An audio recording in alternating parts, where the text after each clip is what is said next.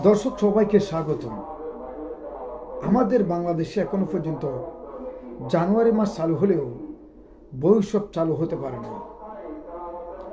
School খোলা হলেও এখনো পর্যন্ত বইয়ের পৃষ্ঠাগুলি খোলার মতো সুযোগ হয় নাই। বাংলাদেশের অত্যন্ত দুঃখজনক যে বই উৎসব থেকে ছাত্রছাত্রীরা বঞ্চিত হয়েছে। ক্লাস 3 পর্যন্ত বই দেওয়া হয়েছে, কেন বইগুলি দেওয়া হচ্ছে না? অতএব যে বইগুলি দেওয়া হচ্ছে না সেখানে কিছু পরিবর্তন আনা হচ্ছে। সর্বপ্রথম কথা হচ্ছে 5ই আগস্ট যারা অভ্যুত্থান হয়েছে তারা মিথ্যাচার করছে, এটা স্বাধীন হয়েছে সেটা বোঝানোর জন্য।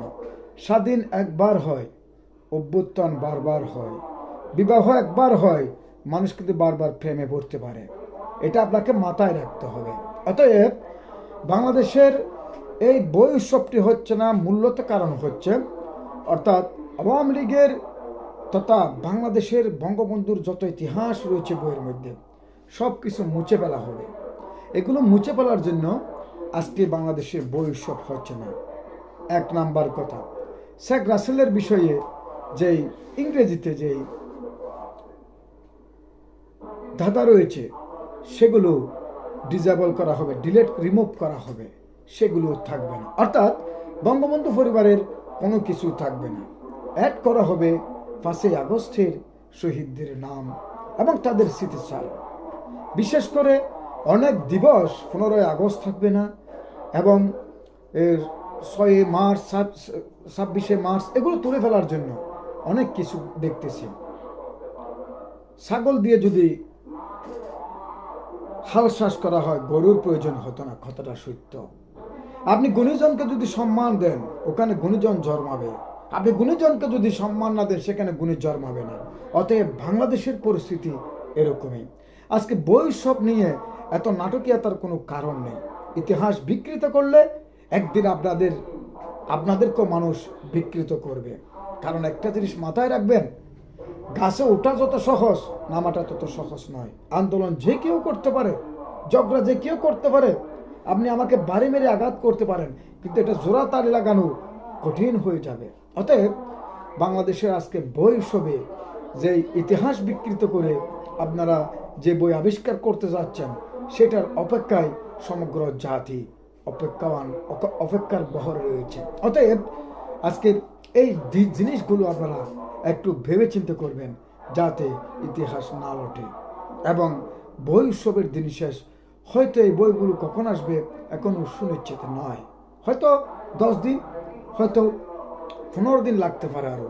কিন্তু এই বই যে আবার সংস্করণ করতে হবে, বইগুলো যখন দেওয়া শুরু হবে আবার একটা আন্দোলন উঠবে, বা এই বইয়ের অনেক ভুল ত্রুটি সামনে এনে এই বইগুলি আবারও পরিবর্তন করার জন্য এক মহল থেকে বা কিছু মহল থেকে আন্দোলন শুরু হবে।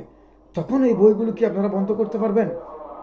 হাজার কোটি টাকার বই আপনারা নষ্ট করে ফেলবেন। আবার দেশের সম্পদ তো, পকেট থেকে তো টাকা দেওয়া হচ্ছে না আপনাদের কাছ থেকে।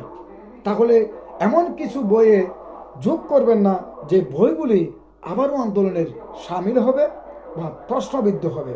এই কথাটি মাথায় রেখে অবশ্যই আপনাদের সিদ্ধান্ত গ্রহণ করতে হবে। সিদ্ধান্তহীনতা বোকার মতো পৃথিবীর কোনো মানুষের রূপ পৃথিবীতে আর জন্ম নেয় না। অবশ্যই আপনারা বুঝতে পেরেছেন ইতিহাস বিক্রি করা যাবে না। ইতিহাস আপনি অ্যাড করতে পারেন, কিন্তু ইতিহাস আপনি বিক্রি করার অধিকার আপনার নেই। কারণ রাষ্ট্র আমার আর আপনার, সেখানে আপনারা ইতিহাসগুলো লটাতে পারেন না। বঙ্গবন্ধু শেখ মুজিবুর রহমান হচ্ছে আওয়ামী লীগের সম্পদ নয়, এটি সমগ্র বাঙালি জাতির সম্পদ।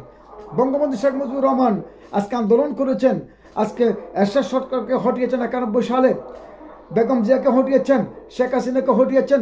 যে যাকে যেভাবে হটুক না কেন, সকল আন্দোলনের ইতিহাস এবং কিভাবে করতে হবে, কোন মুখে করতে হবে, সে বিশ্ববিদ্যালয় হচ্ছে বঙ্গবন্ধু শেখ মুজিবুর রহমান হচ্ছেন আন্দোলনের বিশ্ববিদ্যালয়। তার কাছ থেকে আপনারা শিখেছেন, আর তার ইতিহাসগুলো আপনারা বাদ দিতে চান, এটা মূর্খতার পরিচয়। অতএব বাংলাদেশ আওয়ামী লীগের শেখ হাসিনা যাওয়ার পিছনে তাদের দোষের কারণে তারা হেরেছে, কারণ তারা মানুষের মৌলিক অধিকার হরণ করেছে। প্রকৃত আওয়ামী লীগকে তারা নির্যাতন করেছে, মূল্যায়ন করে নাই। তারা গণতান্ত্রিক অন্যান্য দলকে তারা একত্রিত করতে পারে নাই, নির্বাচনে যুক্ত করতে পারে নাই। অতএব একক কিছু ঘটনার জন্য তাদেরকে চলে যেতে হয়েছে, এটা সবাই জানেন। কিন্তু এমন নয় যে আপনি বঙ্গবন্ধুকে নিয়ে আপনারা ইতিহাস লোটাবেন। যারা বঙ্গবন্ধুকে চায় নাই